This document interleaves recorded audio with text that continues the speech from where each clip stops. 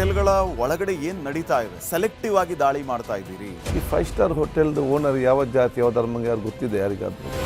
ಹೋಟೆಲ್ಗಳ ಮೇಲೆ ದಾಳಿ ಮಾಡುವಂತಹ ಯುಟಿ ಖಾದರ್ ಅವರು ಶಿವಾಜಿನಗರಕ್ಕೆ ಹೋಗಿ ಬಂದ್ರೆ ಅಸಲಿ ಚಿತ್ರಣ ಗೊತ್ತಾಗುತ್ತೆ. ಅಲ್ಲಿ ಯಾಕೆ ಹೋಗ್ತಾ ಇಲ್ಲ ನೀವು? ಪ್ರತಿಯೊಂದಲ್ಲಿ ಕೂಡ ಧರ್ಮ, ರಾಜ್ಯಕ್ಕೆ, ಜಾತಿ ಇವರಲ್ಲಿ ಈ ರೀತಿ ಮಾತಾಡೋರೇ ದೇಶದ್ರೋಹಿಗಳು. ದಾಳಿಯ ಹಿಂದೆ ಇರುವಂತಹ ಉದ್ದೇಶ ಏನು ಅಂತಂದ್ರೆ ಯುಟಿ ಖಾದರ್ ಅವರು ದುಡ್ಡು ಮಾಡೋದಕ್ಕೆ ಹೊರಟಿದ್ದಾರೆ. ಗುಟ್ಕಾ ಬ್ಯಾನ್ ವಿಚಾರ ಮುಖ್ಯಮಂತ್ರಿಗಳ ಗಮನಕ್ಕೆ ನೀವು ಬ್ಯಾನ್ ಮಾಡಿರುವಂತಹ ವಿಚಾರ ಬಂದಿಲ್ವಾ? ಸ್ಟಾರ್ಟಿಂಗ್ ಗಮನಕ್ಕೆ ಇರಲಿಲ್ಲ.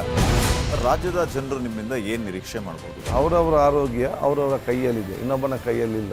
ಸರ್ಕಾರದಿಂದ ಏನ್ ನಿರೀಕ್ಷೆ ಮಾಡೋದು? ಸರ್ಕಾರ ನೀವು ರೋಗ ಬಂದ್ರೆ ಮದ್ದು ಕೊಡೋದಲ್ವಾ, ಬೇರೆ ಏನ್ ಮಾಡ್ತಾರೆ ನಿಮ್ಗೆ?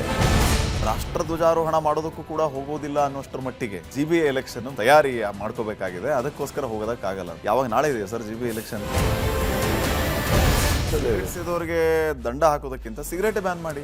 ಅದು ಹಿಂದೆ ಲೂಸಲ್ಲಿ ಮಾಡ್ತಾ ಇದ್ರು, ಅದನ್ನು ಪ್ಯಾಕೆಟ್ ಅಂತ ಮಾಡಿದೆ ನಾನು. ಬ್ಯಾನ್ ಮಾಡಿ ಅಂದ್ರೆ ಪಾಕೆಟ್ ಅಲ್ಲಿ ಮಾರಿ ಅಂತ ಮಾಡಿದವ್ ನಾನು ಅಂತ ಹೇಳ್ತಿರಲ್ಲ. ಎಲ್ಲದೇ ಬ್ಯಾನೆ ಅಂತ ಪರಿಹಾರ ಅಲ್ಲ, ಜನಜಾಗೃತಿ ಇಂಪಾರ್ಟೆಂಟ್.